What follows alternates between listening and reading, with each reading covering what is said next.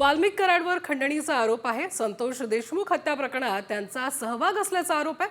शरद पवार गटाचे आमदार जितेंद्र आव्हाड यांनी सोशल मीडियावर एका पोस्टचा दाखला देत गोट्या गीते आणि वाल्मिक कराडबाबत एक सनसनाटी दावा केलाय।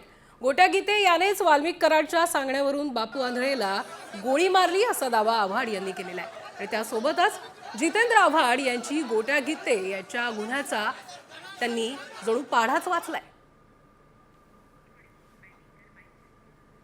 तर कराडबाबत आव्हाडांनी खुलासा केलेला आहे। वाल्मिक कराडच्या सांगण्यावरूनच आमदार जितेंद्र आव्हाडांचा गंभीर आरोप करण्यात आलेला आहे।